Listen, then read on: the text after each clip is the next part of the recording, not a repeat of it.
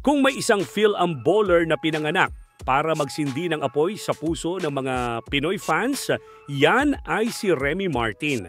Hindi lang dahil sa apelyido niyang Martin na parang pang showbiz, kundi dahil sa paraan ng paglalaro niya.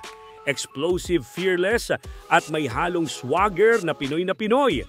Pero sa likod ng mga highlight plays at college trophies niya, may mas malalim na kwento. Isang pangarap na makapagsuot ng jersey ng Gilas Pilipinas. At ngayong 2025 SEA Games, sa wakas, natupad din yung matagal niyang dasal. Pero bago yan, like and subscribe lang mga idol para sa latest basketball news and highlights. Lumaki si Remy Macaspac Martin sa California, US na anak ng Phil-Am family na laging proud sa roots nila. Sa US na siya unang natutong magmahal ng basketball, isang batang hyper sa court, pero matalino sa galaw. College pa lang, kinilala na siya bilang isa sa mga pinaka-exciting guards sa US NCAA. Sa Arizona State, siya ang naging puso ng Sun Devils, earning Pac-12 Sixth Man of the Year bilang freshman at eventually naging star player. Ang style niya, parang kombinasyon ni Allen Iverson at Jason Castro. Mabilis, creative at walang takot kahit mas malalaki ang kalaban. Pero hindi pa dyan natapos ang kwento. Lumipat siya sa powerhouse program ng Kansas Jayhawks at doon niya sinelyuhan ang pangalan niya sa kasaysayan. Year 2022, NCAA Championship, Remy Martin came up clutch sa tournament run nila, hitting big shots and giving veteran leadership off the bench. Siya ang tinatawag nilang spark plug. Yung tipo ng player na biglang magbabago ang tempo ng laro pagpasok niya. At nang mag-champion ng Kansas, proud niyang sinabi, "This is for everyone who believe in me." Pero deep inside, alam ng marami.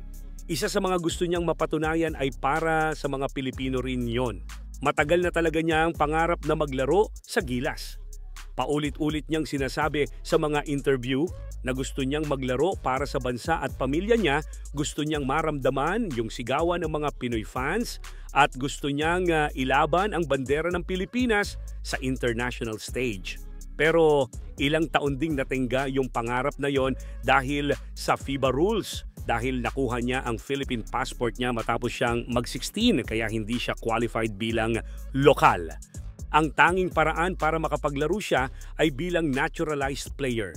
Isang posisyon na madalas pinagtatalunan at pinag-iisipan ng SBP. Pero kung may natutunan tayo kay Remy Martin, yun ay huwag kailanman sumuko. After going undrafted sa NBA, sumabak siya sa NBA G League, briefly joining the Cleveland Charge. Di man tumagal, lumipad siya abroad. Una sa Greece, tapos sa Iceland, kung saan tinulungan niya ang Keflavik na manalo sa Icelandic Basketball Cup. Imagine mo yun, isang Pinoy-blooded guard na nagdadala ng championship sa ibang bansa. Ganun kalalim yung competitive spirit niya. Last 2024, eligible na siya para sa PBA draft. Pero nagulat ang marami nang hindi siya sumali. Ayon sa kanya, gusto muna niyang tumutok sa pamilya at charity work. Isang reminder na hindi lang basketball ang nasa puso niya, kundi puso mismo para sa kapwa. At ngayong 2025, bumisita ulit siya sa Manila. Hindi lang para sa bakasyon, kundi para makipag-usap sa SBP at sa mga Gilas officials. At doon nagsimula ang twist ng kwento. Sa tulong ng SBP at ng Philippine Olympic Committee, pinayagan siyang maglaro bilang naturalized player para sa Gilas Pilipinas sa SEA Games this year. Pero dahil sa pabago-bagong rules ng Thailand, muntikan pang maantala ang stint niya sa Gilas.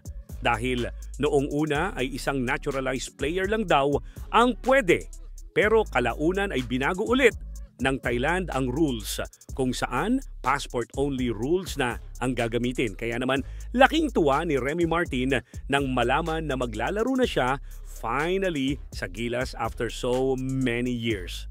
Kaya sa papalapit na SEA Games sa December, matutupad na ni Remy Martin ang matagal na niyang pangarap. Marerepresent na niya ang Pilipinas wearing Gilas jersey at mararanasan na rin niya ang sigawan ng Pinoy fans habang nakikipaglaban sa ibang bansa. At sa totoo lang, kahit saan siya mapunta, sa PBA, sa Europe o sa susunod na FIBA tournament, dala-dala niya yung puso ng bawat batang Pinoy na nangangarap. Kasi si Remy Martin, hindi lang scorer o playmaker, isa siyang simbolo ng Phil-Am pride, ng pangarap na lumaban para sa bayan at ng paniniwalang kahit gaano kalayo ka man sa Pilipinas, Pilipino ka pa rin sa puso at sa gawa.